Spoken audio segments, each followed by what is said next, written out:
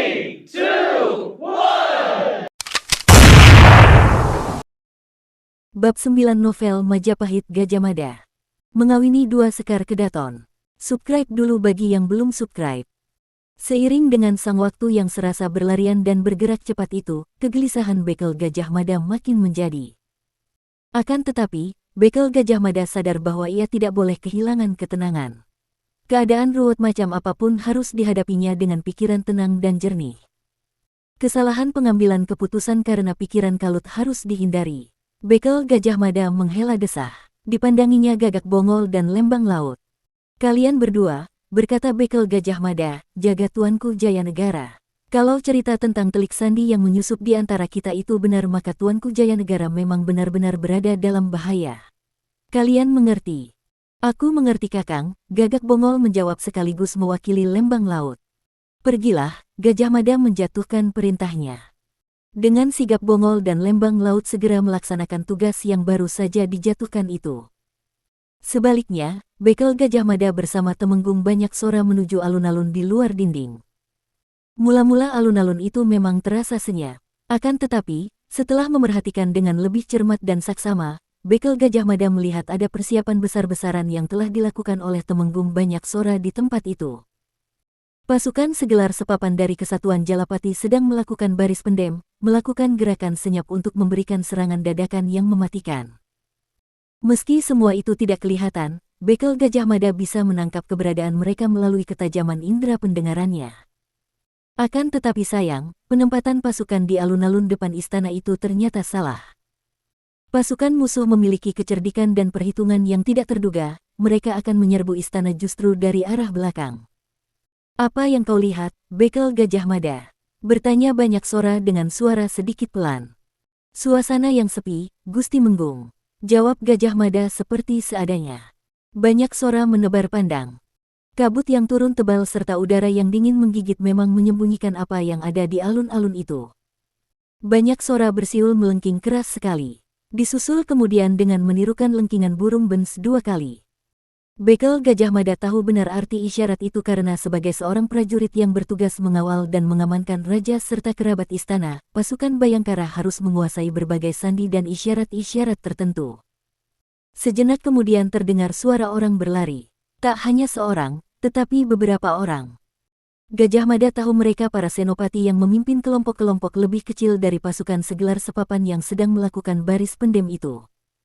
5 orang senopati telah menghadap Rakrian Temenggung Banyak Sora. Banyak Sora tidak mau bertele-tele. "Kita telah melakukan kesalahan dengan melakukan baris pendem di sini. Pasukan pemberontak itu ternyata akan menyerbu dari belakang. Mereka sekarang berada di palemahan belakang Santana Raja, mungkin sudah bergerak ke istana.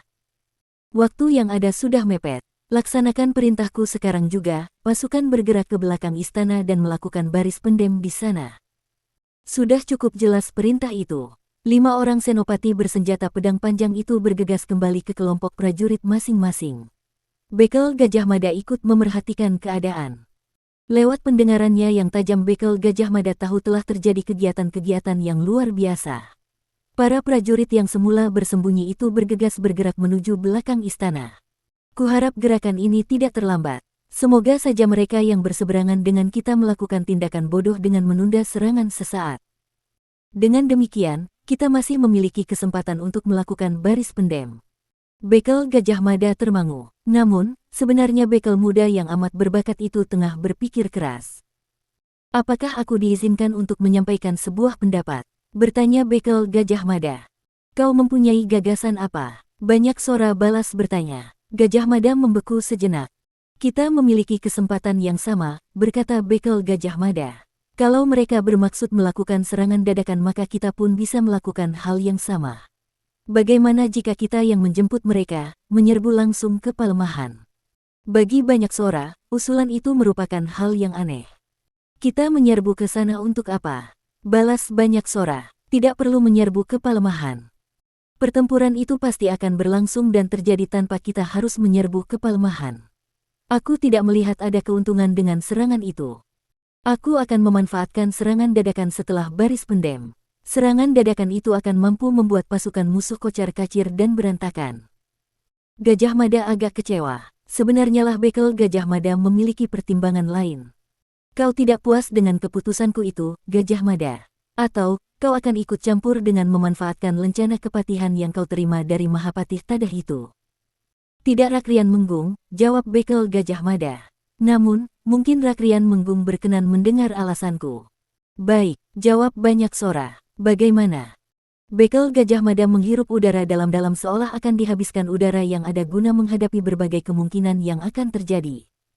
Lebih dari itu, siapa tahu besok tidak ada kesempatan lagi untuk melakukan itu. Jika Rakrian Menggung menghadang mereka melalui baris pendem mungkin akan mampu memberikan kejutan dadakan.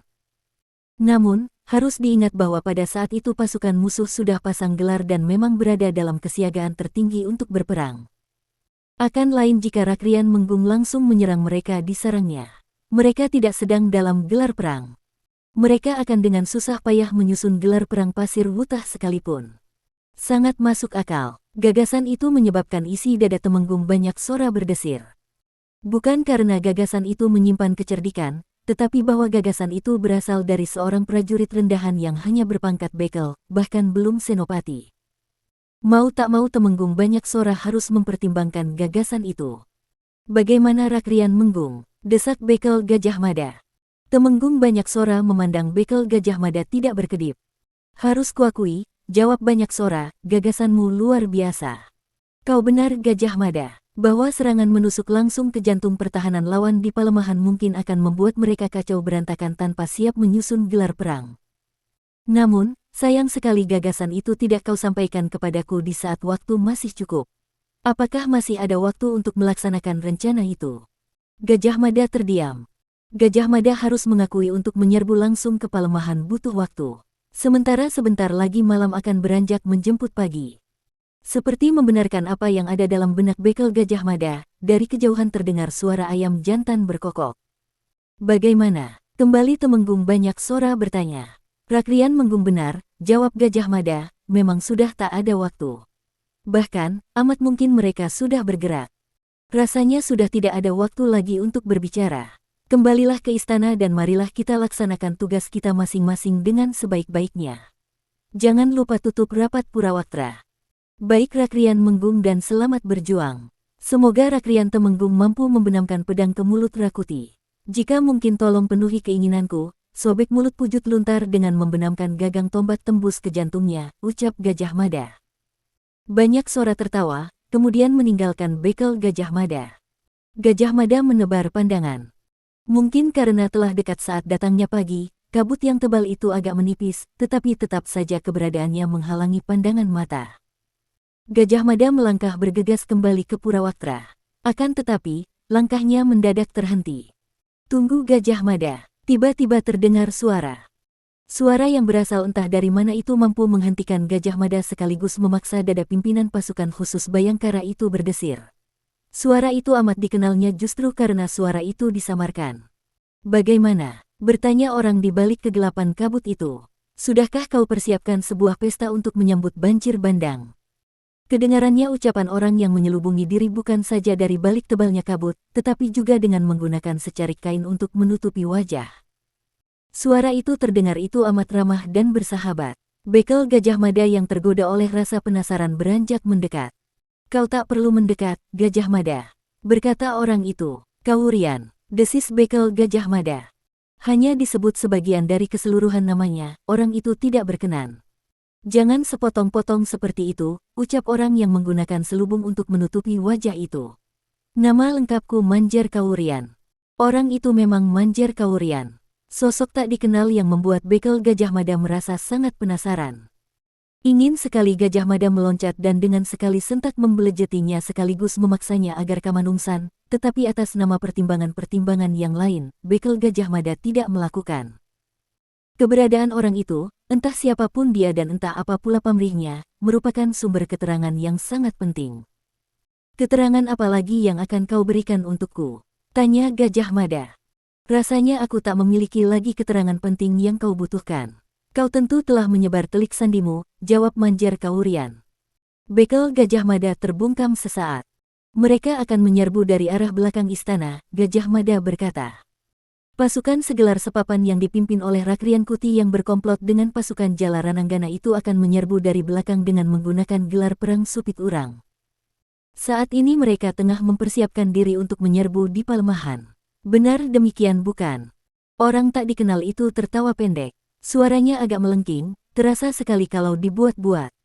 Ada saatnya Gajah Mada merasa seperti mengenal suara itu, ada saatnya pula Gajah Mada merasa dibikin pusing karena tidak bisa mengingat siapa pemilik suara itu. Bukan main, berkata Manjar Kawurian.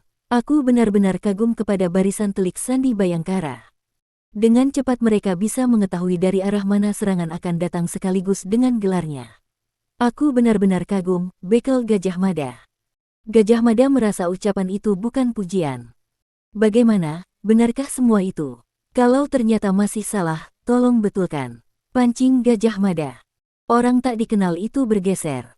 Bekel Gajah Mada tetap berada di tempatnya. Kabut masih membalut mereka yang berdiri berhadap-hadapan itu. Di kejauhan kembali terdengar kokok ayam jantan menjemput datangnya pagi, tetapi juga masih terdengar lengking burung bens yang amat menyayat. Tak ada yang salah. Apa yang dilaporkan oleh telik sandi yang kau susupkan ke Palemahan benar. Mereka akan menyerbu mengambil arah dari belakang. Mereka akan menggunakan gelar perang Supit Urang untuk mencegah kemungkinan ada yang meloloskan diri. Bekel Gajah Mada diam. Apa yang dikatakan Manjar Kawurian sejauh ini merupakan hal yang amat penting dan berharga. Gajah Mada mencoba mengorek lebih jauh, mungkin ada hal lain tersisa. Orang tak dikenal itu terdiam. Bekel Gajah Mada harus menunggu beberapa saat. Perang akan terjadi dan mungkin amat berdarah. Sesaat lagi kota raja ini akan tersentak kaget oleh suara dentang bende yang dipukul bertalu-talu. Pasukan segelar sepapan dari Palemahan itu akan bergerak dan menggilas istana. Mereka tak menyadari pasukan segelar sepapan di bawah pimpinan Banyak Sora sedang menunggunya. Maka yang akan terjadi nantinya benar-benar perang berdarah. Dan, yang namanya perang selalu mengerikan. Akan banyak orang yang meratapi buah dari peperangan itu. Para istri kehilangan suami karena gugur. Para anak kehilangan bapak, atau para orang tua kehilangan anaknya yang pralaya di Palagan. Belum lagi perbuatan lepas kendali yang bisa terjadi di mana-mana dan menimpa siapa saja, perampokan, pemerkosaan. Seolah-olah perbuatan semacam itu dibenarkan dan boleh dilakukan oleh siapapun. Di sisi lain, orang yang keranjingan perang akan sangat menikmati seolah seperti sedang bermain dam-daman atau dakon. Mengerikan sekali. Orang tak dikenal itu kembali terdiam beberapa saat lamanya, seolah ada beban berat yang harus disangganya. Gajah Mada merasakan adanya kegelisahan. Yang tidak diketahuinya adalah kegelisahan itu sebenarnya berwarna apa. Orang itu mendengus. Sudahkah kau melakukan penyelamatan atas para Sekar Kedaton? Tiba-tiba pertanyaan orang itu berbelok. Gajah Mada mencuatkan alisnya. Apakah pertanyaan itu harus kujawab? Balas Gajah Mada. Ya, jawab orang itu. Sudah, aku sudah melakukan penyelamatan untuk berjaga seandainya istana bedah.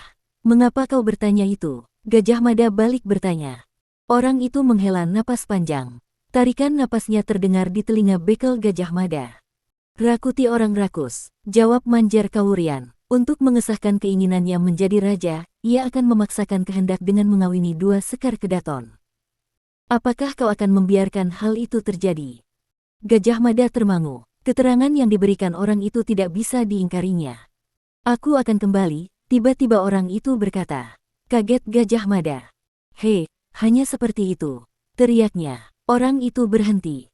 Hati-hati dengan anak buahmu yang gemar menirukan suara burung hantu. Bukankah kau tidak mengajari mereka menggunakan isyarat suara burung hantu? Burung hantu itu mungkin sedang berkeliaran di halaman istana. Ingat, suaranya benar-benar mirip, sulit membedakan dari suara burung hantu yang sesungguhnya. Orang tidak dikenal itu mengakhiri ucapannya sambil melanjutkan langkahnya yang tertunda. Bekel Gajah Mada makin penasaran. Tunggu Kisanak, aku mempunyai sebuah pertanyaan untukmu. Bekel Gajah Mada mencoba memburu. Seharusnya kau menghargai waktu, tetapi baiklah, apa yang akan kau tanyakan? Balas orang itu. Sebenarnya lah, tiba-tiba Gajah Mada mulai bertanya-tanya dalam hati dari mana atau dari kelompok mana orang itu berasal. Apakah kau bagian dari mereka? Gajah Mada bertanya. Pertanyaan itu rupanya agak menyulitkan orang itu. Terbukti orang itu terbungkam sesaat. Namun, bekel Gajah Mada terus menunggu. Kau benar, aku memang bagian dari mereka, jawab orang itu, tetapi hati nuraniku tidak membenarkan tindakan mereka. Atau, boleh juga kau jangan gampang percaya kepadaku. Bisa jadi aku mempunyai kepentinganku sendiri. Aku sedang bermain di petak ruangku sendiri, siapa tahu. Gajah Mada termangu diam, tidak manggut-manggut juga tidak menggeleng-gelengkan kepala. Rupanya di pihak pemberontak masih ada yang berpikiran jernih serta mampu mengedepankan hati nurani daripada keserakahan. Orang itu sungguh menarik perhatiannya. Terima kasih. Jika kelak aku bertemu denganmu, aku akan menggunakan kata sandi apa? Lagi Gajah Mada memancing. Orang itu tertawa pendek tidak menanggapi pertanyaan Gajah Mada. Orang itu benar-benar tidak memberi kesempatan untuk pertanyaan berikutnya. Gajah Mada hanya bisa menatap orang itu makin menjauh untuk kemudian lenyap di balik kabut.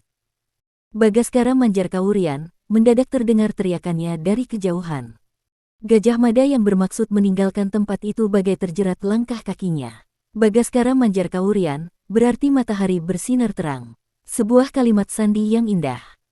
Kelak di kemudian hari mungkin kalimat sandi itu bisa digunakan untuk mengetahui siapa sebenarnya orang yang menyelubungi diri dengan tebalnya teka-teki itu. Nantikan episode berikutnya. Ingat ya jangan lupa like, subscribe dan share.